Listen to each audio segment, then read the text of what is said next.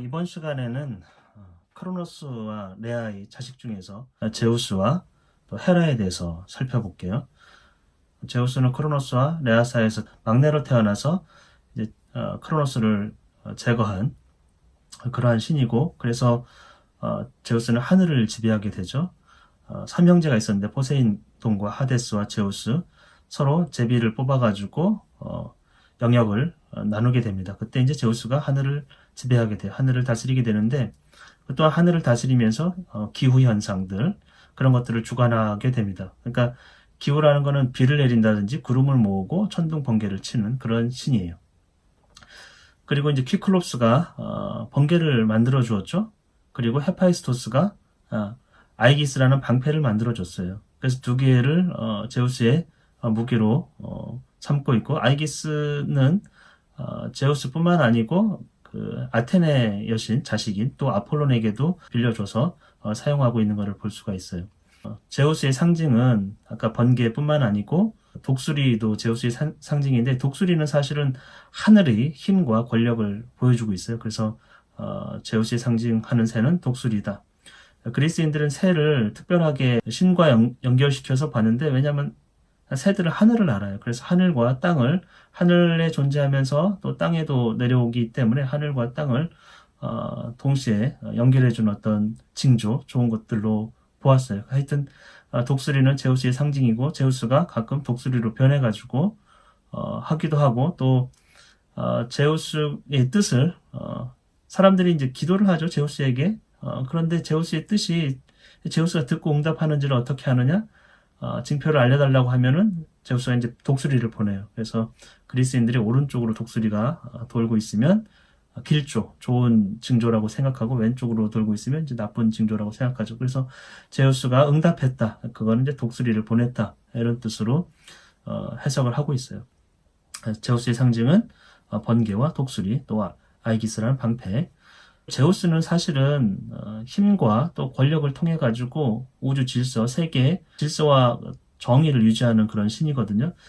질서와 정의는 사실은 신에게서부터 인간 사회로 왔어요. 인간 사회의 어떤 질서, 유계 질서, 이런 것들도 다 이제 제우스에게서 온 것이죠. 근데 제우스는 이 독재자처럼 행동하지는 않아요. 자기 마음대로 하거나 그러지는 않습니다. 대체로는 다른 신들의 의견도 듣고 경청을 해요. 그리고 자기 주장을 슬그머니, 처음에 막 강하게 주장했다가도 슬그머니 이렇게 양보를 하면서 꼬리를 좀 보이는, 약간 자기 주장을 굽힐 줄도 아는 그런 신입니다. 그리고 그리스 그 신들은 다 각기 맡은 영역들이 있어요. 그렇기 때문에 그 영역을 침범해가지고 제우스가 마음대로 할 수 있는 건 아니에요. 각 영역이 있다라는 것은, 그리고 수많은 신들이 있다라는 것은 이 제우스가 전지전능하지 않다는 뜻이에요.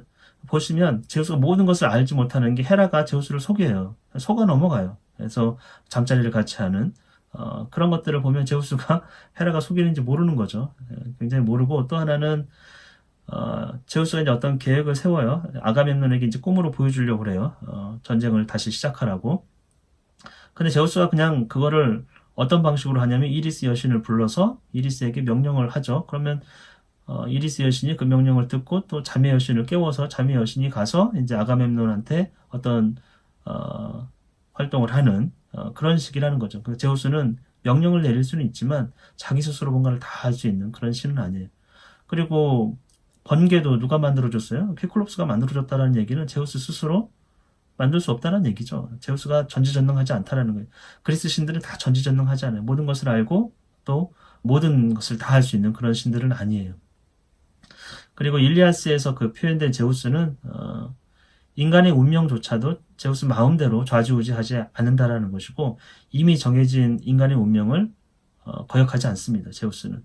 그래서 일례로 일리아스에서 제우스의 아들이 죽게 되는데 그것을 보고 마음이 아파요. 그래서 자기 마음을 정하지를 못해요. 그때 헤라가 옆에서 이런 말을 하죠. 이미 오래전에 운명이 정해진 한낱 필멸의 인간을 가증스러운 죽음에서 도로 구하겠다는 건가요? 이러면서 이제 막 잔소리를 합니다. 그래서 제우스가 그 얘기를, 헤라의 얘기를 거역하지 않습니다. 그 얘기는 정해진 운명을 따른다라는 거예요. 제우스조차도.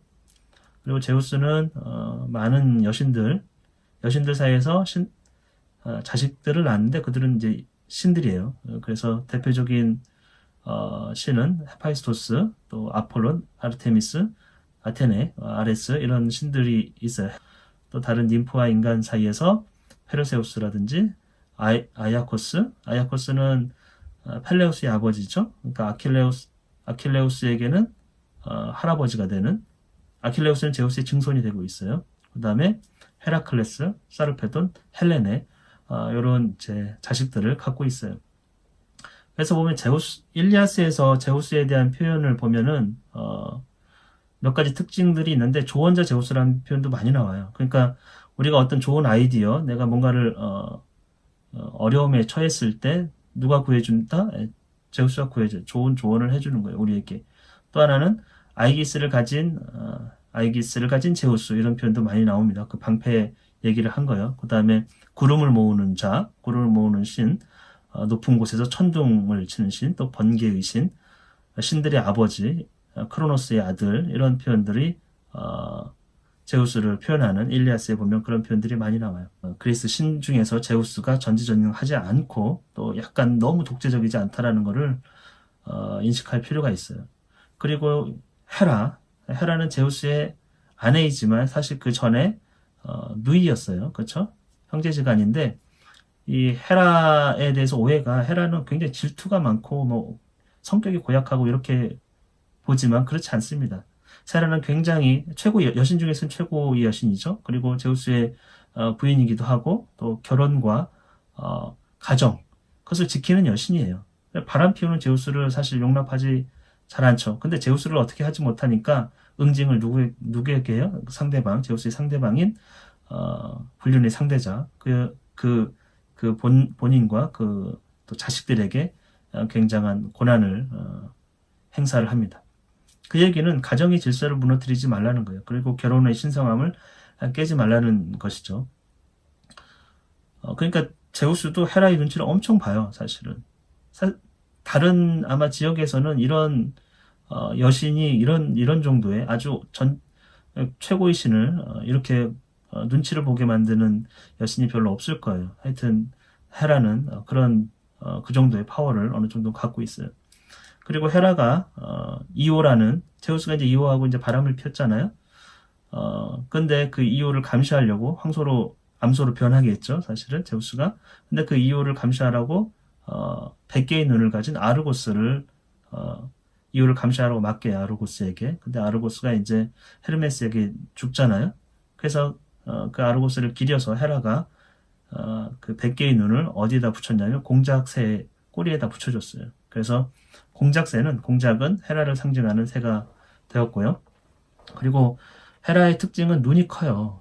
감시를 잘해서인지 암소 눈을 가진 헤라 이런 표현을 많이 쓰고 있는데, 그래서 헤라는 눈도 크고 예쁘다라는 거예요. 또 암소와 관련 있는 신일 수도 있고, 일리아스에서는 헤라를 표현할 때 수식어로서 흰파리 여신 헤라라는 표현을 좀 많이 쓰고 있어요. 흰파리 여신이라는 것은 팔이 예쁘다는 뜻이에요, 사실은. 곱고 예쁘다. 그래서 헤라의 미모가 출중했다라는 걸 우리가 알 수 있어요. 게다가 이제 제우스가 인간이든 여신이든 미모가 출중한 그 상대만을 눈여겨보잖아요. 근데 헤라도 당연히 또 정실 부인이기 때문에 굉장히 미모가 출중하다라는 걸 우리가 알 수가 있어요.